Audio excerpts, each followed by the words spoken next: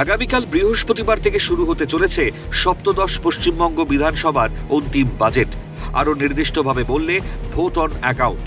বিধানসভা নির্বাচনকে সামনে রেখে এবারও সামাজিক সুরক্ষা ও জনকল্যাণকে অগ্রাধিকার দেবে মমতার সরকার। সেদিকেই তাকিয়ে রাজ্যবাসী। কেন্দ্রীয় বাজেটে প্রাপ্ত বাংলার নজর সরাসরি নবান্নের দিকেই। সে তো সবাই চায়, ভালো জিনিসটা সবাই চায়, খারাপ জিনিসকে চায়।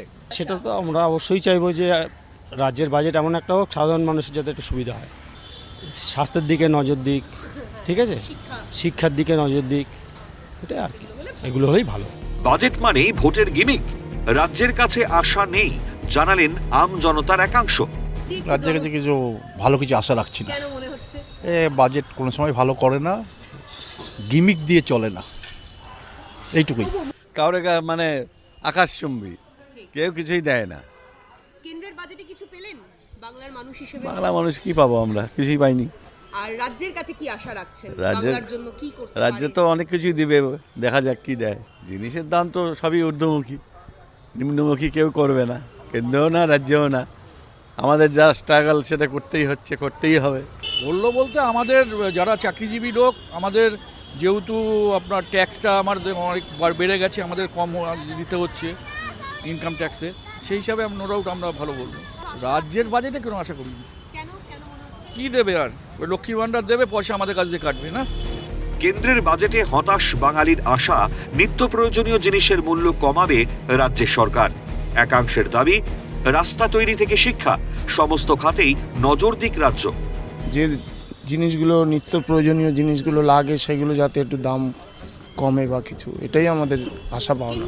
রাজ্যের কাছে আশা যাতে আমাদের নিত্য প্রয়োজনীয় জিনিসগুলো যাতে আমরা রেগুলার একটু কম দামে পাই, এটাই আমাদের আশা। সেরকম কিছু আশা রাখি না। কেন বলুন? যখন হবে তখন আমরা দেখতেই পাবো। জিনিসপত্রের দামটা তো কমা উচিত, সেটা আমাদের মনে হয়। কতটা ভুগছি না পুরোটাই আমাদের তো পশ্চিমবঙ্গের জন্য কিছু করার চিন্তা করা উচিত ছিল, সেটা করেনি তো। আগামীকাল তো রাজ্যের বাজেট রয়েছে, আশা রাখছেন রাজ্য কিছু করবে? নিশ্চয়ই আশা রাখছি। আমরা যে রাজ্যে থাকি সেই রাজ্যের সরকার আমাদের জন্য ভাববে, এটা তো ভাববোই আমরা সবসময়। দেখা যাক, দিদির ওপর আশা আছে, দেখি দিদি কি করেন। কোন কোন জায়গাগুলোতে নজর দিলে ভালো মনে হচ্ছে যে নজর দেওয়া? আপনারা তো ঘুরে বেড়াচ্ছেন, রাস্তাগুলোর কি অবস্থা দেখেছেন?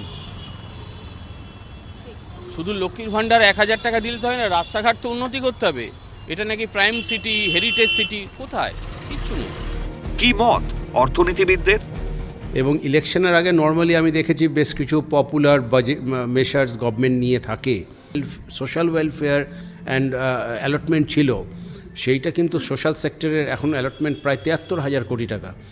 যদি ফার্দার লক্ষ্মীর ভাণ্ডার বা বৃদ্ধ ভাতা এবং সবার বাড়ি যে প্রকল্প, প্লাস আমার পাড়া আমার সমাধান, এই সমস্ত সোশ্যাল সেক্টরে যে বরাদ্দ, এইটা যদি বেড়ে যায় এবার বাজেটে, তার প্রভাব কিন্তু কোষাগারের উপরে পড়তে বাধ্য।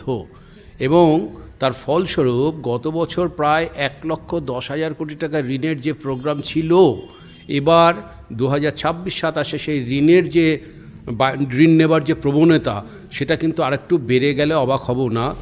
কেন্দ্রের বাজেটে হতাশাজনক ছবি উঠে এসেছে রাজ্যের মানুষের কাছ থেকে। সব মিলিয়ে রাজ্য বাজেটে নজর থাকবে আম জনতার। ভোটের আগে আম জনতার মন জুগিয়ে চলতে পারবে রাজ্য, সেটাই দেখার।